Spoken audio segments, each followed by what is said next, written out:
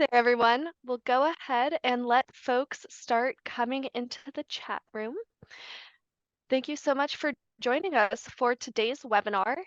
We're going to be going over sensor calibration and maintenance, some tips and tricks with Vernier and Case. Go ahead and let us know in the chat box at the bottom of your Zoom room. Go ahead and let us know if you have joined us for a webinar before, if this is your first Vernier webinar. We'd love to hear from you.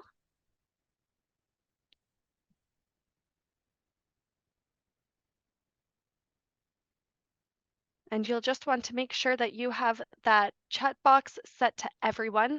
That especially helps when we start answering questions later during the webinar so that everyone can see the questions that might arise and kind of help each other out. Awesome.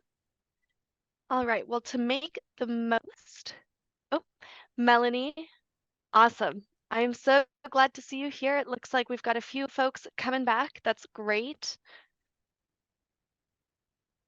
And yeah, to make the most of our time today, maybe we'll hop to the next slide and I'll just go over some quick housekeeping items before we dive into the rest of the webinar. So, a recording of this webinar will be live on our website as well as our YouTube channel in about 3 to 5 business days. I'm going to share the slides that you're looking at with you here in the chat box in just a moment. So those will be clickable links. You'll also receive an email with the links to the video. So that'll be in your inbox here as soon as it's ready. We'd love to answer your questions during today's session, so please feel free to use that chat section that we were just communicating in to go ahead and ask us any and all questions that may arise. We'll keep an eye on that, so we'll make sure that we're getting to your questions and answering them in a timely manner. But if we happen to not get to your question, please do reach out to us at support@vernier.com. And with that, I will hand you off to our fabulous presenters. Thank you all so much for joining us. All right. Well, hello. I'm going to introduce myself in a little bit more detail in a moment. My name is Sarah, and I'm a staff scientist with Vernier. And I'm here with Chelsea Bowen from Case. So we're going to do, we'll just quickly show you the agenda. We will introduce ourselves with a little bit more detail about who we are and what we do. We'll talk just very briefly about the partnership between Case and Vernier. And then we'll kind of dive into the difference. We get a lot of questions about the difference between GoDirect and LabQuest sensors. And I know that at least one person wrote in early with a question specifically about which type of sensors should they get. So we can talk about that and considerations to make. And then we're going to actually dive in. If you don't already have the app, you can dive in and get graphical analysis. And we will do a little bit of sensor calibration live. Just to familiarize everybody with how to calibrate in graphical analysis. And then we're going to actually go through in some detail, just tips and tricks on both maintaining your sensors and how to store your sensors for long periods of time, such as school breaks. And then we'll end with just a short bit about Graphical Analysis Pro. By attending today, you can sign up for a Graphical Analysis Pro trial that will last for 60 days. And you'll get a code today that you can also use till the end of the week, and that should give you enough time to decide if you want to sign up for the longer trial. There's no obligation with the trial, but we'll talk about that a little bit later. And just remember, you can ask questions at any time. So you don't have to wait till the very end. If something comes up and it's hot on your mind, just let us know. All right, so to introduce myself, I'm Sarah Talarovic. I have a PhD in zoology from Oregon State, and I am a former biology professor. So I taught biology for about 15 years in the classroom, taught lots of different lab topics. I also have a background in animal physiology and behavior, as well as neuroscience and behavioral endocrinology. So that's my background. And then Chelsea. Yeah, so my name is Chelsea Bowen, and I am a full-time contractor and my official title is Event and Operations Coordinator with CASE. I've served in a lot of different roles with CASE over the past 8 to 9 years, really, is what it's been. So I graduated from the University of Kentucky with my bachelor's and then proceeded to Kansas State University to get my master's in agricultural education. And during that entire time, I was teaching in the classroom in single teacher and multi-teacher programs, and I had the AFNR, ASA, APT, and ABF certifications. So I've been able to utilize Vernier's equipment in my classroom and throughout all of my certifications. I've also been a master teacher and lead teacher for different institutes across the United States. And throughout that time, I came on full time to help manage and maintain our events and our operations. So I'm really excited to partner with Vernier in giving you all resources to utilize in your classrooms. All right.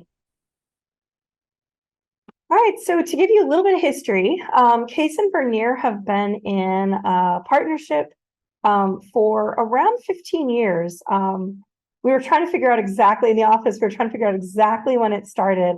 We think it was sometime around maybe 2008, 2009. And it started with original LabQuests and the plug-in style sensors. And in fact, there's original LabQuest up in the corner.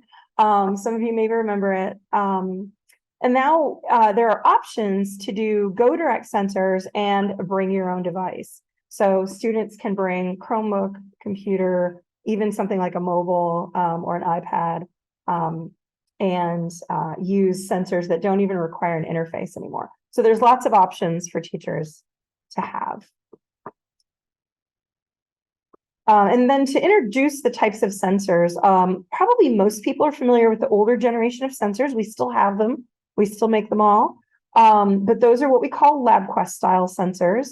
And those are the ones that have the very classic, they end in a cable with a white rectangular plug.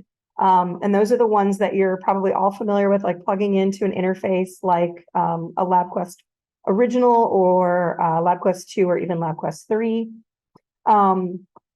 These sensors work with any of the generations of LabQuests. They also work with Logger Pro, which is our older generation of software. And they also work with graphical analysis. The newer generation of sensors are Go Direct. And what Go Direct refers to is that it makes a direct connection with the device without needing to go through an interface at all.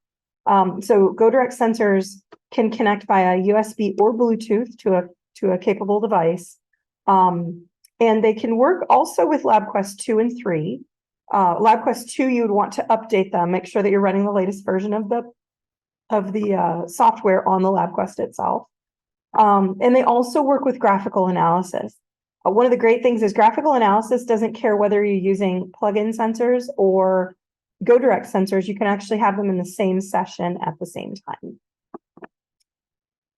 So those are the two basic families of sensors, and it's okay to mix and match them. So when you're considering making considerations on which sensors might be best for your classroom, remember that if you're using Go Direct or if you're using LabQuest 2 or 3, you can even mix and match in the same session. Both styles are available for almost all the sensors. Oh, I forgot, I put a plug in here on the last slide. I forgot to mention that we are going to be coming out with the Go Direct Soil Moisture. It is still in the works. It is almost ready. I don't know when exactly we're going to see it, but it is a thing that is happening. So that's why I put that on there to remind myself to mention it. So some considerations for you if you're trying to decide whether you want the more traditional plug-in style or whether you want the Go Direct is to consider what devices your school has. If your campus is running on a lot of different devices, Chromebooks and computers and iPads, or if you have any kind of situation where students are bringing their own device to the classroom, then I would probably recommend Go Direct simply because if your students are coming in, especially with a mobile device that doesn't have a port to plug into, like an iPad, then your best option is actually going to be a Go Direct sensor that can connect directly to it through Bluetooth. But you also might need to consider what software you or your colleagues prefer or what you've been using. If you do have anyone on your campus that uses our older software, Logger Pro, be aware that GoDirect sensors aren't supported in Logger Pro. I don't know if anybody in CASE would even be using Logger Pro, but it is possible that it might be that if you're sharing stuff with other people on your campus, that you do have other folks that are using Logger Pro and may want to share sensors. So it's just something to be aware of, that you would want to go with LabQuest sensors if you're a Logger Pro user.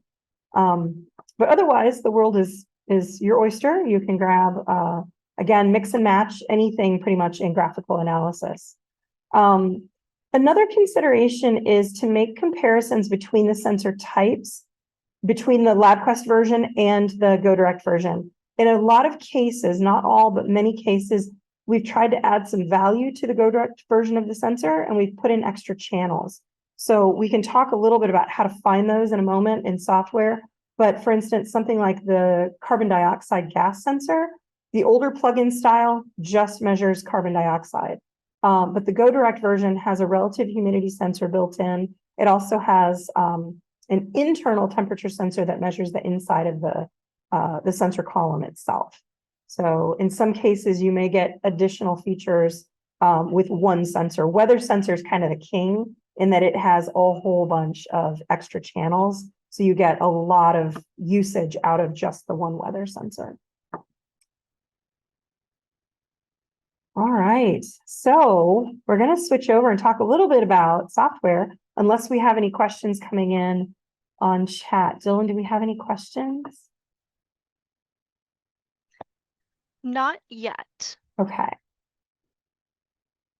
All right, so we'll talk a little bit about graphical analysis, or GA as we call it.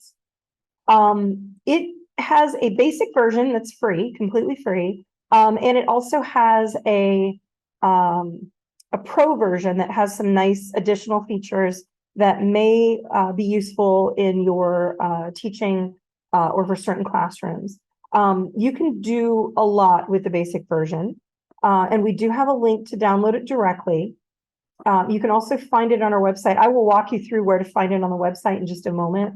But just to let you know a little bit of background on it, it is compatible with most devices. So there are versions for computers, so either PC or Mac, also available for Chromebook, as well as iOS, iPadOS, and Android. So pretty much any device that your student's going to walk in the classroom with, you should be able to put graphical analysis on it. It's going to work, again, as I mentioned, with GoDirect sensors and LabQuest style sensors. Oops. And it's also available as a progressive web app. Now, what is that? Anybody that's using Chromebooks may be aware that there's actually two different types of apps for Chromebooks. There's installed apps that you download and install, and often that takes permission from the district or permission from at least IT on your campus. Not all schools let faculty put or students put apps on their Chromebook. But the progressive web app is actually an app that runs in a browser. So as long as you have a browser running on your Chromebook, something like the Chrome browser, you can navigate to the URL that's listed there, graphicalanalysis.app, and you can bring up a live session of graphical analysis.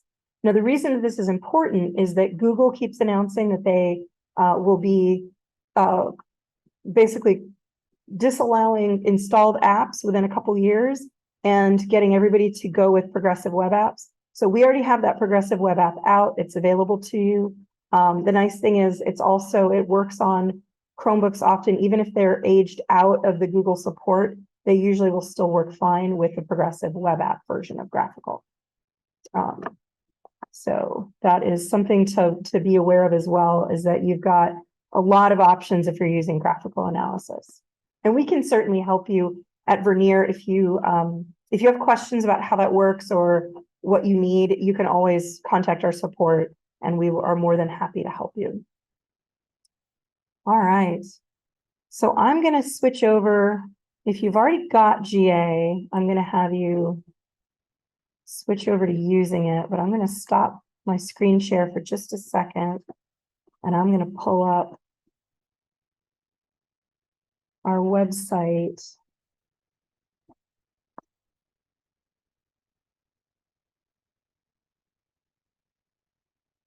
and show you where to find graphical.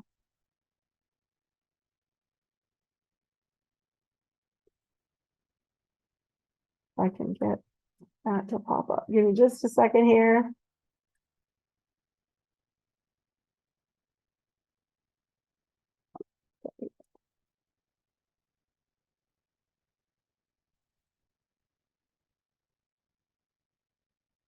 All right.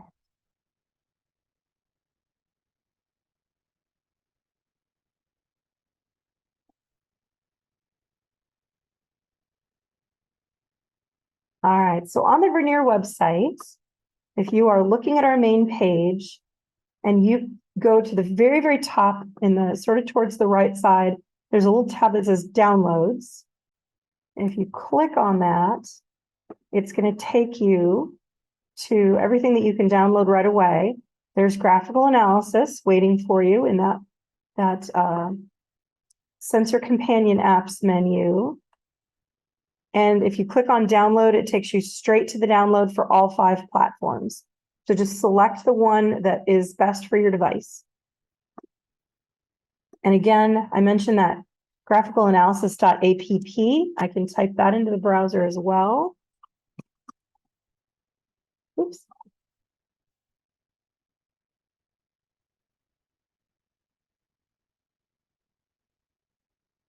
And that will also take you to a session running graphical analysis. All right, and that's the opening window of graphical analysis. I'm going to actually not use that one. I'm going to use the one that's on my computer.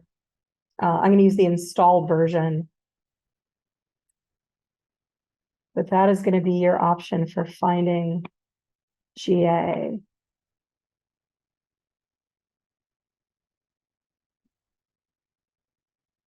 All right. I'm going to share a slightly different window with you. And we're going to launch GA. And if anybody has sensors with them, we are going to connect a sensor and we'll practice a very simple calibration. If anybody has any questions in the meantime, let us know.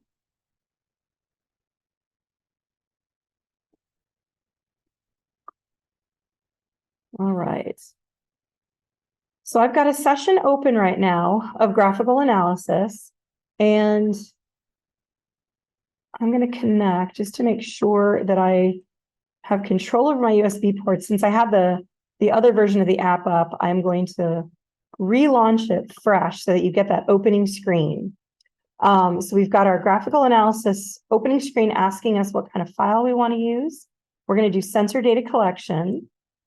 And I'm going to connect a GoDirect. I have a GoDirect CO2 sensor that is sitting in a container that has some air that I captured from outside. So I'm going to connect that one. And we're going to calibrate in graphical analysis. Now, if anybody has had the older sensors and the newer sensors, you know that calibration might look a little different between the old version and the new version. So we're going to let that warm up a little bit. It's actually not reading too far off of the gas that I collected, but we do want to give it a normal warm-up time. And where you're going to find the calibration menu is under the sensor action button in the bottom right corner. So where you have that live readout, if you click on that or tap on that, it's going to bring up a calibrate menu that looks like this. And you're going to input your known value. So I always recommend calibrating CO2, for instance, outside. And the reason for that is it's most effective to usually calibrate it to 400 because outside air is a known commodity. You know that it's around probably 412 parts per million. So that is usually the safest bet for calibrating is to use that as your sample of air. And it's just a 1 point. It's a little bit different than our other sensors. It's just a single point reset to tell it basically where that set point is of 400. And I'll hit keep and apply. And notice that our sensor reading in that bottom corner has now changed to 400. And it's going to drift around a little bit. That's okay. This sensor's accuracy is plus or minus 100 ppm. So as long as it's not drifting really wildly while it's in a stable container, and I mentioned I captured a sample of outside air. I put it in one of these tubs. I took this outside, let it sit for a while, let everything air out.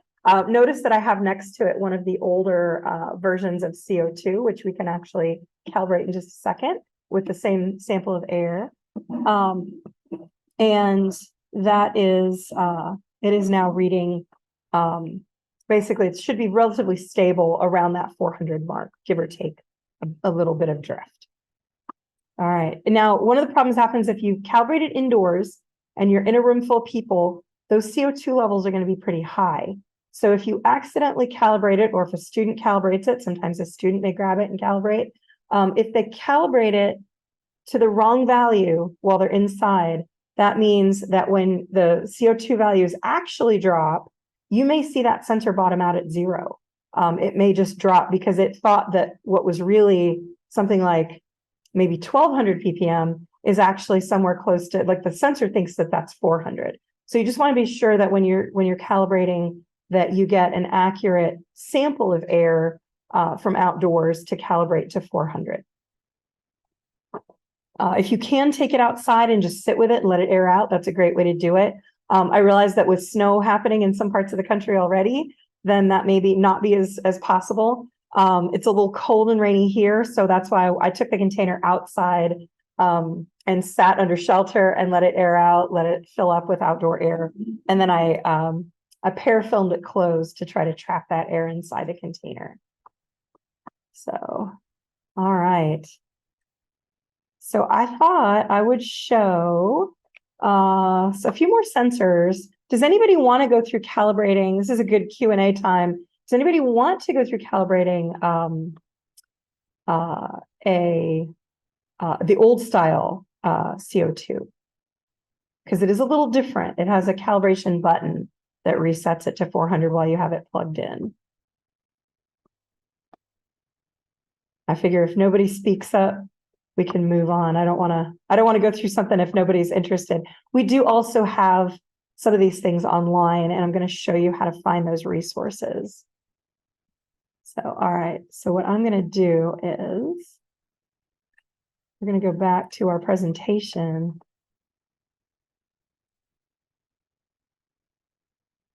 Oops.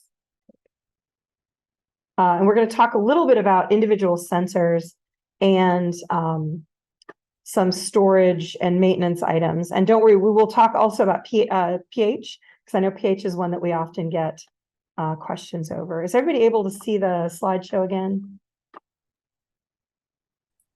Not yet.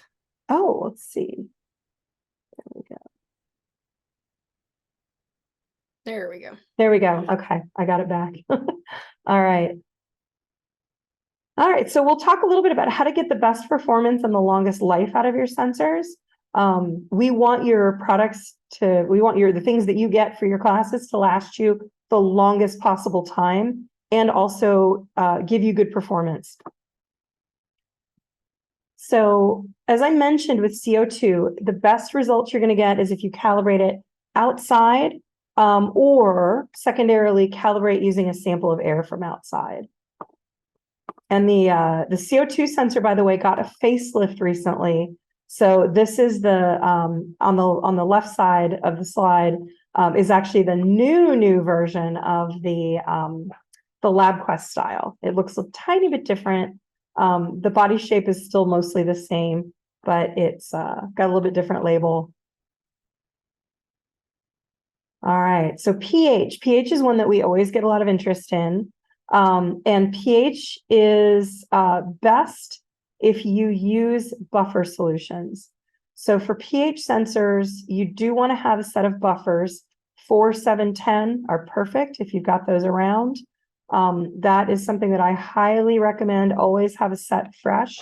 Even if you just make them maybe once a year or once every 6 months, have a fresh set of buffers around to do some calibration. Now, you probably don't need to calibrate it every time you use it. But I would definitely recommend calibrating before, maybe for instance, before the semester starts. It's also not a bad idea for your students to go through calibration just so they understand how it works and what it is. If you're working, the most common question I get on calibration is, can I calibrate with 1 point?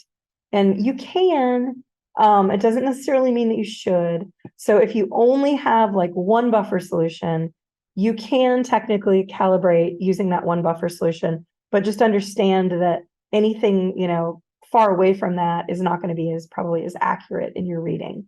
If you are working in a more acidic environment, I would recommend calibrating with pH 4 and pH 7 buffers so that you get a little more tightness in that range.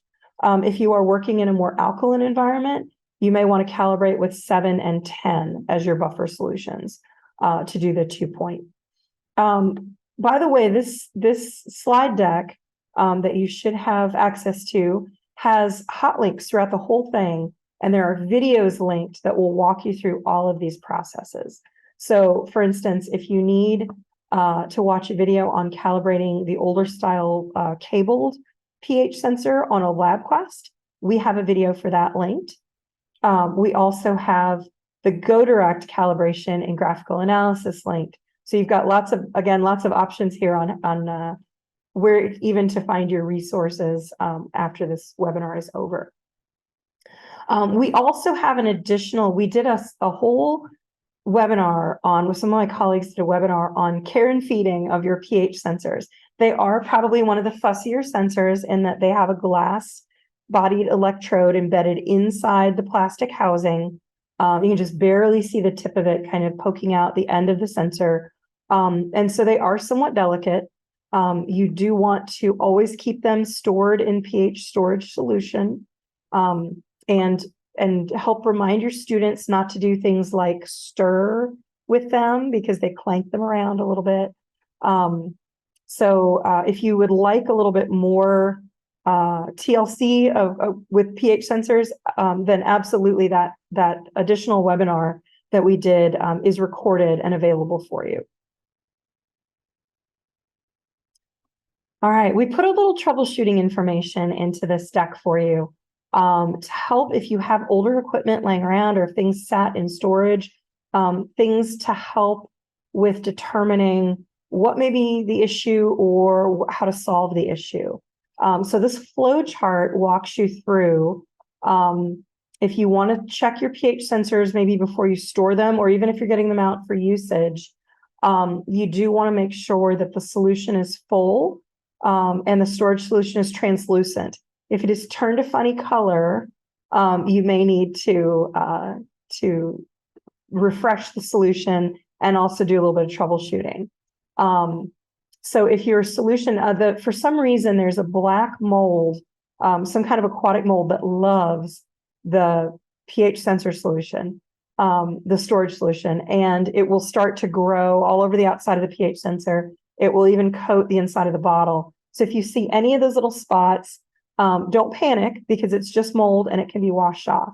So you're going to want to dump the solution out of the bottle, clean it. Then you can just clean it with soap and water, or a very, very mild dilute bleach solution is okay. You just don't want to soak your pH sensor in that. But it's okay to clean the bottle with it. So you can clean that bottle out, refill it with fresh storage solution. And I do say storage solution, you do not want to ever put water in that storage bottle. I did that many, many years ago when I was teaching. I tipped over the storage solution bottle. I dumped it. I thought, what is it? It's probably just water. I just need to keep it wet. And I put water in it, not only water, but distilled water. And then I left them in there for months on end. And another one I left hanging in a fish tank because I thought, oh, it'll be fine. And it's not. So yeah, you definitely want to store it. If you're leaving it for any amount of time, store it in the proper storage solution. So some things to check: make sure the bulbs are intact. Make sure that there's no cracks or splits. It's a little bit difficult to see the bulb in the TRIS compatible flat pH sensor. because that one has more housing around the glass, but there is still glass in there, and it is still possible that it could have broken. And here's the big one. Wait, it's supposed to be stored wet? I get a lot of calls from teachers who find their pH sensors have dried out. Sometimes somebody else threw them in a box. You don't know how long they've been sitting there. We actually have a revival process that you can try. It's not guaranteed to work depending on how much damage it may have sustained, but we have a process that's called shocking it. And you actually soak it in a weak acid overnight, and then you try it again the next day. And there's that hot link there will actually take you to instructions on how to do that shocking procedure. But I've heard back from so many people that are delighted to have their sensors working because they were sure that they were broken, or they were sure that they had dried out and weren't going to work anymore. And that will save some of them. Doesn't always save them, especially if they're really old. So, but it's something that you can do to revive them. If the bulb is not intact, so if you get a broken bulb, if you see any broken glass or any cracks, those need to be replaced. The nice thing is that the Go Direct version of pH has a little connector. I'm going to switch my camera view real quick. Let's show it. It's called a BNC connector, and it means that the electrode amplifier can be removed from the rest of the electrode. And that way you don't have to replace the entire thing. You can just replace the electrode portion. This is also true of the TRIS compatible flat pH.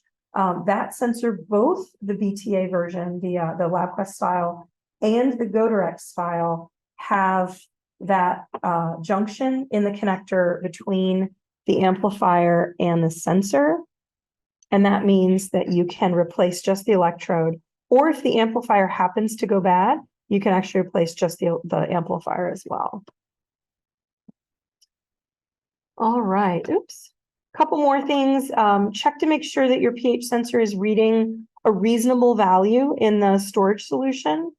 And then try to store it upright, if possible, in a climate-controlled environment when you're putting them away for a school break period, especially over the summer.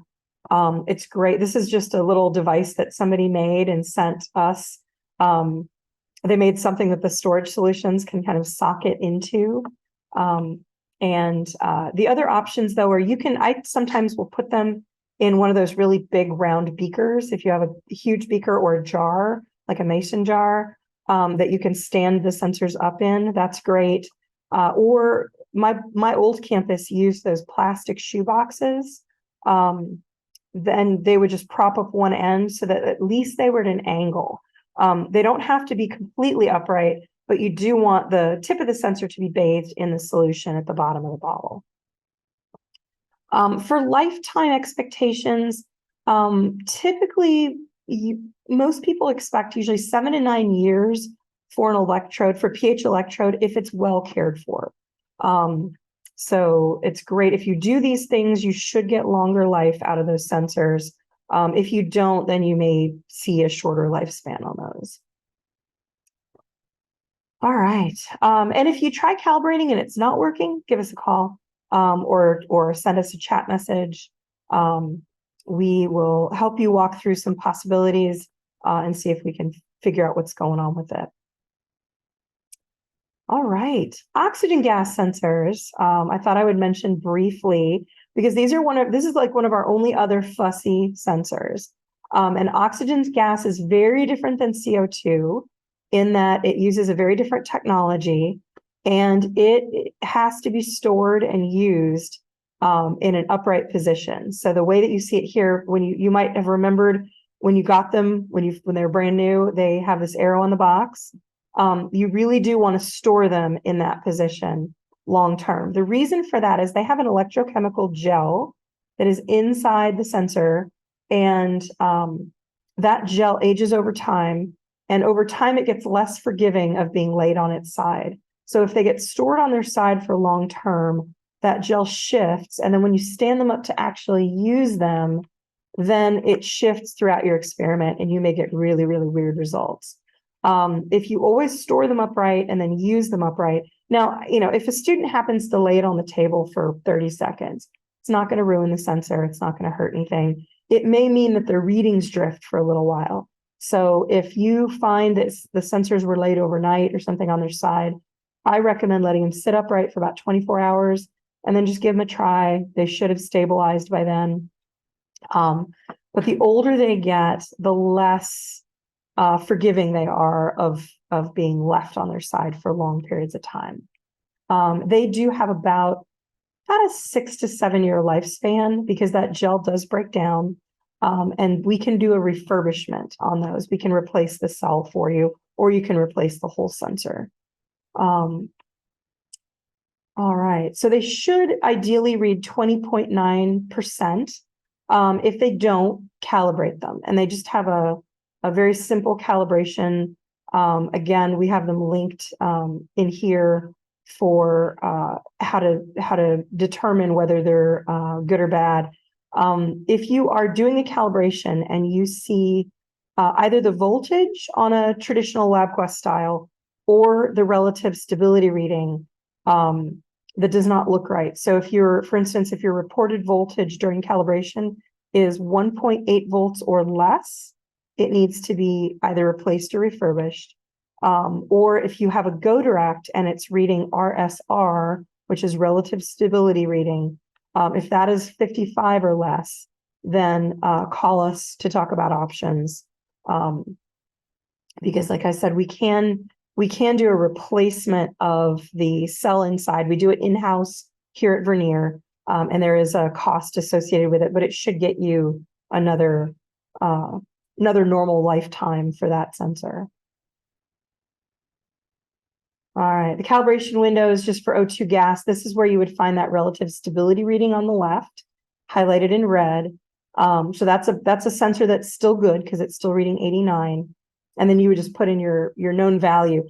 Very much like CO2, ideally you calibrate these outside to get the most accurate sample of gas that is really 20.9%. If you're breathing on it, then the real oxygen level is going to be a little bit lower than what you would find outside. For the older style LabQuest, there's actually a 2-point process where you can push a button on the side to zero out the voltage and enter a true 0 point, and then put in your atmospheric value for the next reading. And that voltage there that's reported just under the words enter first known value, that's the voltage that you're looking for during calibration to make sure that that sensor is still has a good cell in it. I do recommend calibrating oxygen gas sensors probably every 6 months, just to make sure that you're keeping up with any drift that happens as the cell changes over time.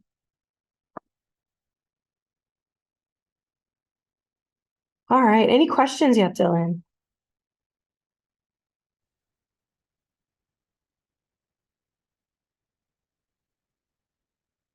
I don't hear anything. Okay. All right, so let's move on to dissolved oxygen sensors.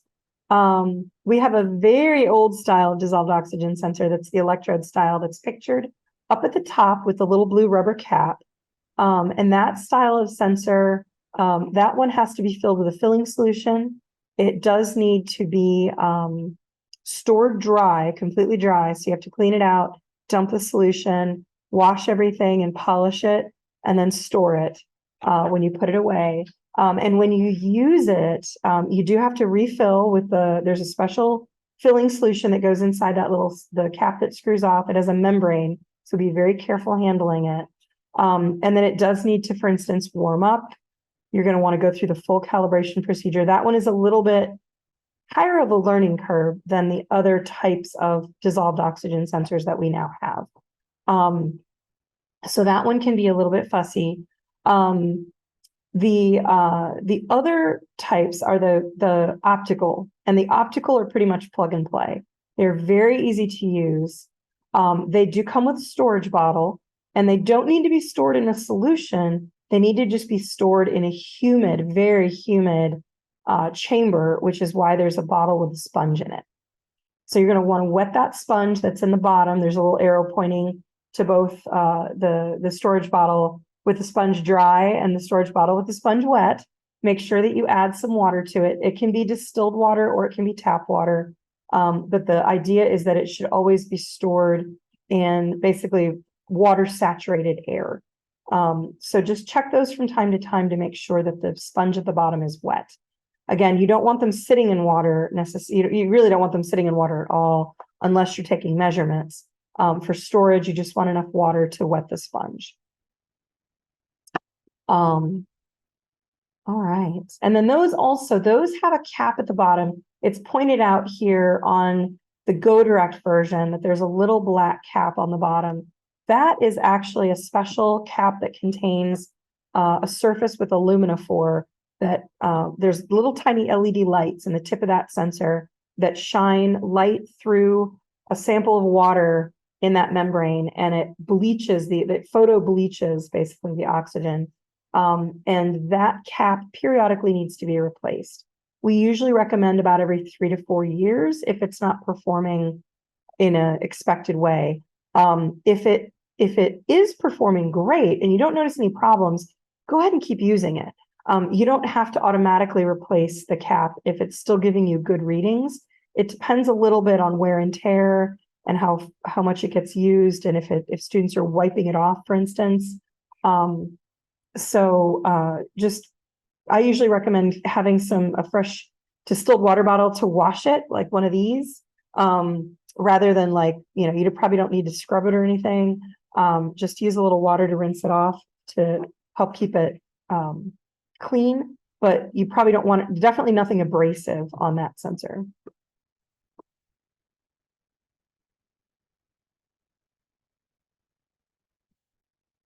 All right, I know some case users use ion selective electrodes, so I thought we would just talk a little bit about these.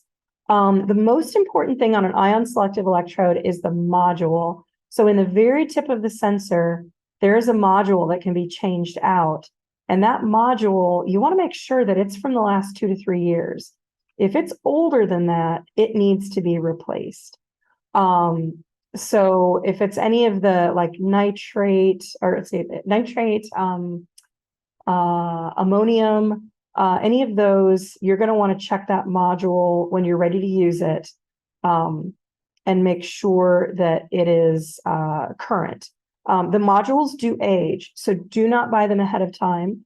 Buy them when you need to use them, because they will age whether or not you're using them. So I know sometimes it's nice to, if you have a budget one year where you're like, I've got money to spend, the one thing not to spend it on is extra modules for your ISCs unless you're going to use them, truly use them the following year, because those do have a shelf life, a real shelf life, and they will age whether the sensor is used or not. And that date is printed. You can kind of barely see it there on that blue module up at the top. It has a date code printed on it. The one exception is chloride. The chloride does not have a module. It has basically a tip, and there are polishing cloths included to clean up that sensor. And again, we've got a whole video on how to calibrate your ISCs in graphical analysis that is linked to the ISC slide in this slide deck. All right. Colorimeters. The most important thing with colorimeters is to make sure that you take the cuvettes out before you store them. That's the most common thing is people call and they say it's full of crystallized solution all through the colorimeter. So make sure that you take the cuvettes out, just check them, because they work, that you always want to close it before you take a reading. Just don't leave that cuvette in there before you store it. So, and if you're worried if it got something spilled in it, you can always call us. We can help walk you through whether you can maybe clean it up with a Q-tip or whether you need to send it into us to take a look at. All right, so the big thing is, remember that most sensors don't require special storage. Most sensors don't even require special calibration. Most things are plug and play. The ones that we talked about the most today are the ones that are problematic if you don't keep up with maintenance on them. But most sensors are going to be incredibly forgiving. So things like conductivity, salinity, carbon dioxide gas, gas pressure, temperature, if you use any of our physics equipment like carts and tracks, soil moisture, drop counters for chemistry, those are all, just make sure they're clean and dry. It's the most important thing. One note about cables, and that is don't wrap them tightly around the sensor. So a lot of times students, when they're trying to clean up, they grab something and they wrap that cord super tight around, especially CO2. The best way to wrap them, we put a little cable keeper on the ones that are here in the office, and that works wonderfully well for just being able to gently loop it back and forth. You don't want to ever bend it up at the top where it connects to the sensor itself. So the ones that are labeled wrong, basically nothing super, you don't ever want to tightly wrap a wire, because the breaks in the cable are too easy to get if you especially bend it at that reinforcement point. So we do recommend using something like a Velcro reusable tie. And this is especially important for things like temperature sensors, where people always want to try to save space on the ones that have cords, and they really wrap them tight. If you have a broken tab, so on something like I'll switch to my other camera angle here. If you have one of these BTA style sensors where this tab is what keeps it tight when it's plugged into an interface. And if that tab gets broken off, it seems like it would be really easy for us to just cut it off and replace it. But that's actually not a repair that we do, because it's actually a lot more involved. So the easiest thing for you to do is, if that tab is missing, there's a wonderful product called Sugru, which is I believe it's a silicone-based sort of like a putty that you can put onto the sensor on that side, and just put enough on there so that when you plug it into an interface, it sticks and doesn't easily fall out. And you can start with a bigger blob and then trim it down. The idea is that you want to add a little bit of that stuff to basically make enough friction to hold it in snugly, but then also be able to unplug it when you're ready to unplug it. So that is the super easy way to fix your broken tabs. And students, for some reason, sometimes love to pull those off. So I had a number of students that they would just yank on them until they fell off. All right, so if you have original LabQuests or LabQuest 2 or LabQuest 3, I'm sure they all always work perfectly and you've never, ever, ever had problems with them. But if you ever get a weird screen, or if you would just have something funny going on with it, we have some fantastic troubleshooting resources for you online that include flow charts to show different possible screens and different possible fixes, or in some cases, the flow chart may end with something that says, call us. So don't hesitate to call us. You can do a lot looking online at the flow charts, but if you get overwhelmed or if you get stuck, you can always contact us. We're more than happy to go through the troubleshooting with you. But in a few cases, there's actually some things where it'll give you a solution that you can actually do without ever having to send it in to us. But we do still make repairs on LabQuest 2s, and obviously LabQuest 3s, because that's our current model. Unfortunately, with original LabQuest, we cannot make physical repairs any longer. So if you have an original LabQuest, we will try to remotely get it up and running with you, with everything we can think of. But we unfortunately cannot even get parts for them anymore. So if you have an original LabQuest and it has died, it may be time to think about getting a new one. And then a final note about batteries. The GoDirect sensors do have batteries in them. They are rechargeable batteries.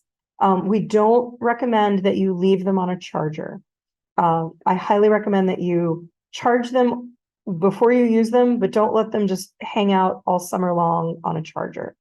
You don't have to remove the batteries, though. The batteries can stay in the units, and they do tend to have a pretty long lifespan. They're warranted for a year, but if they fail, we always tell people if they fail within 2, call us. But if you notice some kind of odd power issues and the sensor's 3 to 4 or more years old, then it's probably time to switch out the battery. For the larger rechargeable batteries, again with LabQuests, don't leave them on a charger all summer. We actually recommend that for summer or any time that you're going to be away for a long time, like if you're not teaching a course for a whole semester, take those batteries out, set them aside, and store them in a temperature controlled environment. Lithium ion batteries do age. Naturally, they will swell a little bit, some of them. So if you do find puffy batteries, there's no need to panic, but you don't want to use it if it's starting to puff up. Check the date on it, and the date is this on this lithium ion battery here in the lower right corner. It says 3213 in that highlighted box. That means that it was produced in the 32nd month of 2013. So that battery is 10 years old. So if not a bad idea to go through and check your batteries periodically anyway. If you have some really, really old ones in there, think about getting fresh ones and replacing them. We usually expect about a 4-year battery life, 3 to 4 years. Sometimes they last. I talked to a campus recently that was using batteries that were 8 years old. That was fantastic. I don't expect that though, out of a typical lithium ion battery. All right. Okay, so a final thank you from us is to give you a code to use Graphical Analysis Pro. So if you're using Graphical Analysis, the basic version, you can, in that there's a little code box where you can input a code in order to upgrade and try out some of the features of the Pro version. If you put that code in today, it is going to last until the 13th, which isn't a huge long time, but it will last you till then. If you think you might want to actually try it out, I recommend signing up for a promotional trial where you can use it for free for 60 days. And you can also share it with your colleagues, share it with your students. When you get the promotional trial, you get access to everything. So it's the full version to try out. It has some nice features. In addition to some enhanced analysis features, it also has really cool features. If you have anybody who's learning remotely, there's the ability to do a live stream of data collection to people over the internet. So if you have students that are working far away from you, or if you have a student that's for whatever reason stuck at home, you can actually include them in an experiment by sending them, you can create a session in your Pro version, and then they go in with they use the data sharing mode with a code that they get from your live session, and they can get in and use that. I'm not going to demo that today, but if anybody decides to do it and would like a walkthrough, just give us a call. We can help you set up how to do that and use that with your students while you're playing with the promotional trial. All right. Any questions? This has been the quietest webinar. And while we wait on questions, I'll show everybody real quick how to order Vernier through the CASE website, if you don't mind. So I'm going to share my screen. Yeah.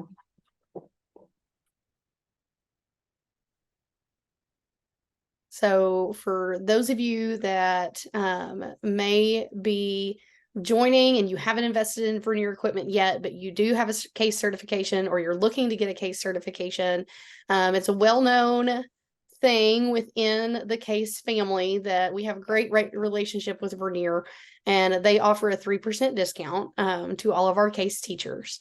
And in order to access that, you do have to have a My CASE account. So if you're on the general page and you click on materials, you'll notice that it will take you now it's going to tell me my website's not working, but it's going to take you to a login. And at that point, you do have to have your credentials to log into my case. If you don't have a login credential yet and you haven't joined our platform online, all you have to do is just sign up for an account. This used to be tied to NAAE membership, but it is no longer, since we have moved back under as being an initiative of the council to being managed by the council. So if you were previously an NAAE member, it could still be that login, but it may not be anymore. So however you need to create an account, or if your account is outdated, but you know that you have curriculum access, then you can contact me for that. If you go through your materials page and click on products by vendor, you'll notice that we have all of our vendors listed, and you're going to have 2 different links that you can reference, including LabQuest, which is going to be all of their wired options, including the LabQuest 3 interface. And it has all those options, and it's also going to show you the quantity recommended for each of the courses alongside there. And throughout that process, you can select which ones you need and any other optional equipment that comes from Vernier, and then proceed into an order.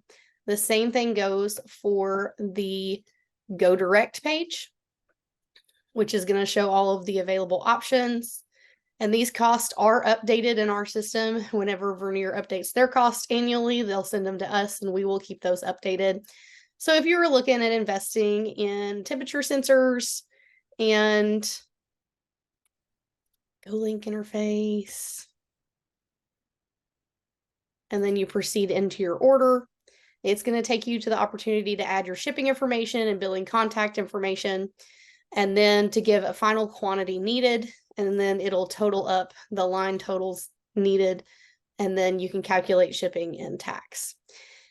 You have to make sure, if you're trying to get a quote for a PO, that you do calculate shipping and tax to make sure that that goes through correctly. And then once you hit submit, it is going to send directly to Vernier. And at that point, they're going to be able to process that order and make sure and clarify any questions that they have before they process it. Once it gets past this point and off of the site, you need to make sure that once it's confirmed the order, if you have any questions, you can ask us, but we're going to direct you to orders@vernier.com so that they can finish processing that order. And if you have any questions, feel free to call that 888 number that they provide in the information regarding orders that need a little bit more assistance. But that's how you access Vernier ordering on CASE's website.